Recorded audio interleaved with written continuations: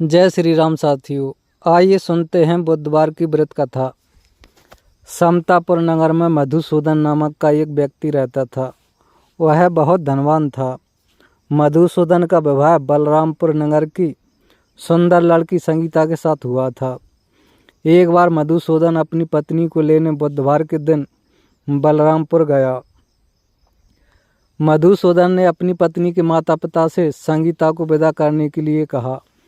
माता पिता बोले, बेटा आज बुधवार है, बुधवार को किसी भी शुभ कार्य के लिए यात्रा नहीं करते।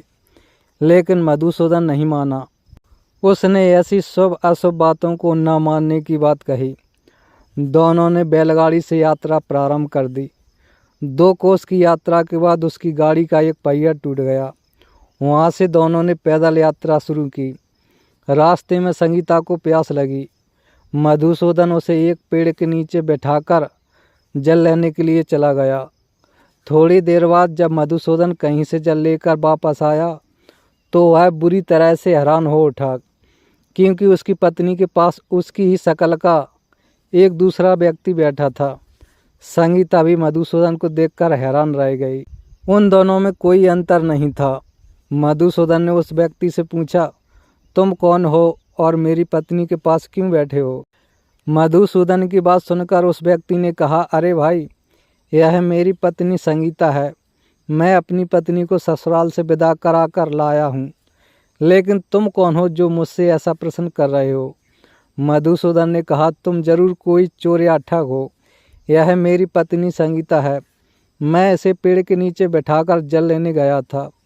इस पर उस व्यक्ति ने कहा, अरे भाई, झूठ तो तुम बोल रहे हो। संगीता को प्यास लगने पर जल लेने तो मैं गया था। मैंने तो जल लाकर अपनी पत्नी को पिला भी दिया है। अब तुम चुपचाप यहाँ से चलते बनो, नहीं तो किसी सिपाही को बुलाकर तुम्हें पकड़वा दूंगा। दोनों एक दूसरे से लड़ने लगे। उन्हें लड़ते देख बहुत से लोग वहाँ एकत्रित हो गए। नगर के कुछ सिपाही भी वहाँ आ गए। सिपाही उन दोनों को पकड़कर राजा के पास ले गए। सारी कहानी सुनकर राजा भी कोई निर्णय नहीं ले पाया। संगीता भी उन दोनों में से अपने वास्तविक पति को नहीं पहचान पा रही थी। राजा ने दोनों को कारागार में डाल देने का आदेश दे दिया। राजा के फैसले पर असली मधुसूदन भयभीत हो उठा। तभी आकाशवाणी हुई, मधुसूदन, तूने संगीता के माता पिता की बात नहीं मानी और बुधवार के दिन अपनी ससुराल से चला आया। यह सब भगवान बुद्धदेव के प्रकोप से हो रहा है।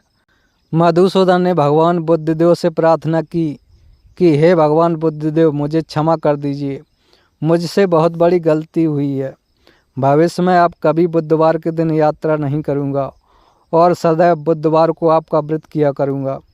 मधुसूदन की प्रार्थना से भगवान बुद्धदेव ने उसे क्षमा कर दिया। तभी दूसरा व्यक्ति राजा के सामने से गायब हो गया। राजा और दूसरे लोग इस चमत्कार को देखकर हैरान रह गए। भगवान बुद्धदेव की इस अनुकंपा से राजा ने मधुसूदन और उसकी पत्नी को सम्मानपूर्वक विदा कर दिया। कुछ दूर चलने पर रास्ते में उन्हें बैलगाड़ी मिल गई। बैलगाड़ी का टूटा हुआ पहिया भी जुड़ा हुआ था। दोनों उसमें बैठकर समतापुर की ओर चल दिए। मधुसूदन और उसकी पति संगीता दोनों बुधवार को व्रत करते हुए आनंद पूर्वक जीवन यापन करने लगे। इस तरह भगवान बुद्धदेव की कृपा से उनके यहाँ खुशियाँ बरसने लगी। इस तरह जो स्त्री और पुरुष बुधवार के दिन व्रत करता है या कथा सुनता है, भगवान बुद्धदेव उसके सभी कष्ट दूर करते हैं। जय बुद्धदेव महाराज की जय।